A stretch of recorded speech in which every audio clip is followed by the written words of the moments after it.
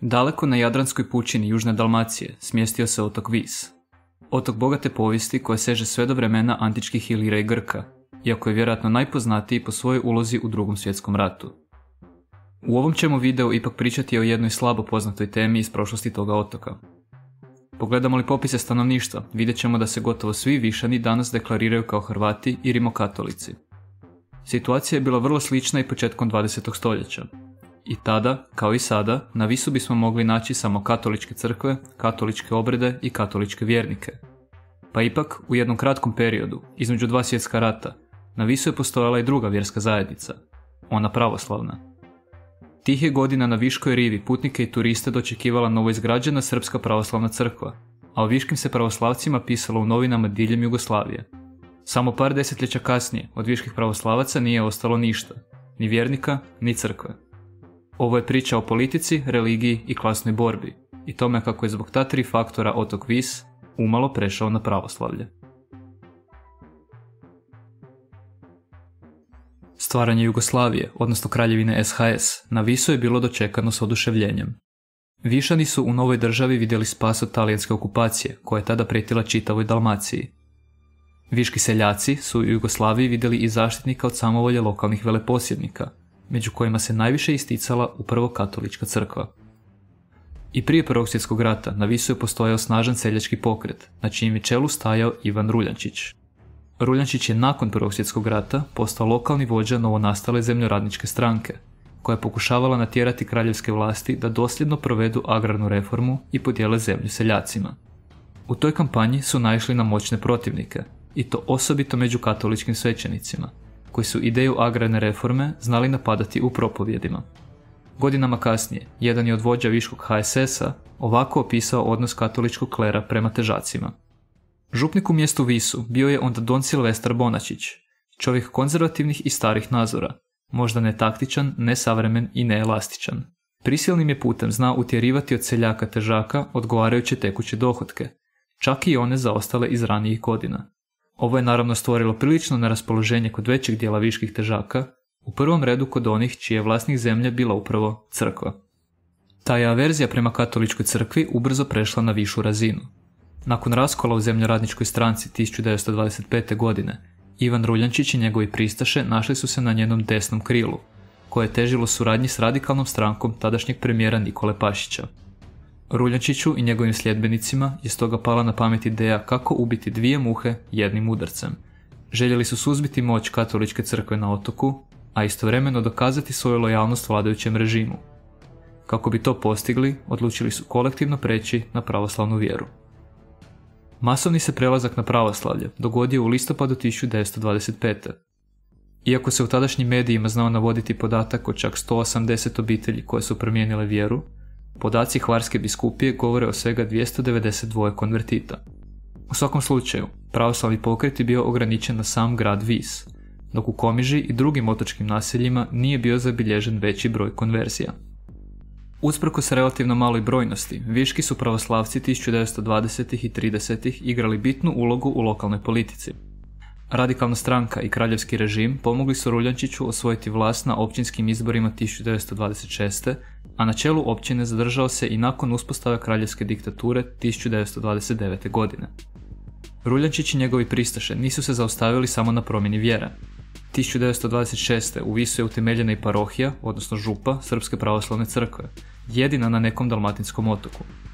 Vrhunac pravoslavnog utjecaja na Visu bilo je posvećenje novoizgrađene crkve na Viškoj rivi 1933. godine. Za njenu su izgradnju prikupljena sredstva širom Jugoslavije, a zemljište je besplatno ustupila Viška općina, tada pod kontrolom Ruljančićevih pravoslavaca. Posvećenje crkve Svetih Ćirila i Metoda predstavljalo je vrhunac pravoslavnog pokreta na Visu. Uslijedilo je njegovo naglo propadanje. Samo je 3 godine kasnije, 1936. na lokalnim izborima pobijedila Hrvatska seljačka stranka i viški pravoslavci našli su se u problemima. Sada se na njih gledalo kao na eksponente omraženog kraljevskog režima. Počeli su se nizati i incidenti. Kada 1937. godine delegacija Češke pravoslavne crkve trebala posjetiti Vis, okupljeni Višani nisu im dozvolili ni da se iskrcaju, a parobrod su gađali rajčicama i jajima. Srpska pravoslavna općina krajem 1930-ih u Visu više nije mogla kupiti ni stan za svog svećenika, a 1939. su nepoznati napadači na ulici prebili i samog Ivana Ruljančića.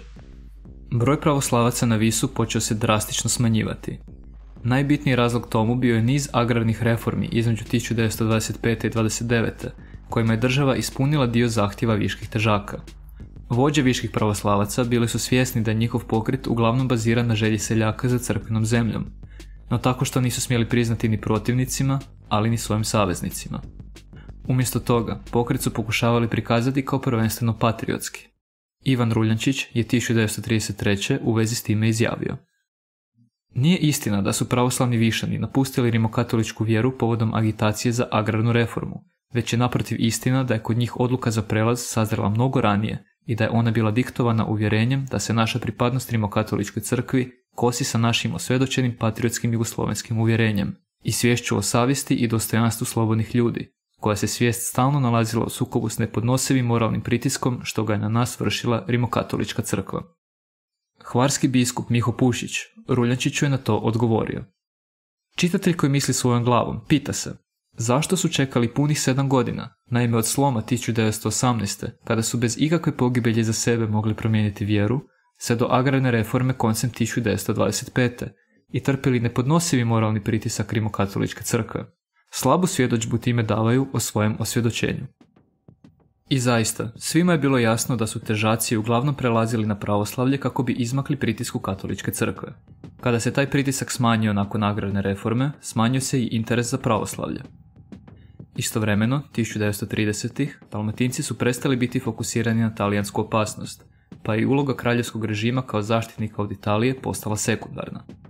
Sama je Dalmacija s vremenom postala uporište HSS-a, kao i ostatak Hrvatske, a predstavnici centralističkih interesa beogradskih vlasti postali su omraženi. Na Visu, krajem 1930-ih, više nije bilo poželjno biti novopečeni pravoslavac. Prema popisu iz 1931. u gradu Visu je živjelo 217 pravoslavaca, jedva 7% stanovništva, i broj im se nastavio smanjivati. Konačni je kraj viških pravoslavaca došao 1941. godine, kada je otok ponovno okupirala Italija. U jesen te godine održani su posljednji obredi u crkvi svetih Čirila i Metoda, nakon čega su viškog pravoslavnog paroha talijanske vlasti premjestile u Zadar. Partizani su nakon oslobođenja 1943. crkvu povremeno otvarali za potrebe pravoslavnih vojnika, ali s time se prestalo nakon što je bila oštećena u njemačkom bombardiranju. Crkva je tako na Viškoj rivi stajala prazna do 1963. godine, kada je konačno srušena uz suglasnost Srpske pravoslavne crkve. Na kraju krajeva, što je ostalo od pokreta viških pravoslavaca? Crkve na rivi više nema, a pravoslavna zajednica se istopila u toku Drugog svjetskog rata. Od nekoliko stotina prelaznika, u pravoslavnoj vjeri su nakon rata ostala svega njih 3, i to mladići koji su se prije rata zaredili za svećenike. Oni su i nakon rata nastavili svoju službu u Bosni i u okolici Knina. Osim njih 3, pravoslavni pokret na Visu nije ostavio dubljeg traga. Danas je uglavnom zaboravljen, osim ponekad kada služi kao municija u nacionalističkim prepirkama.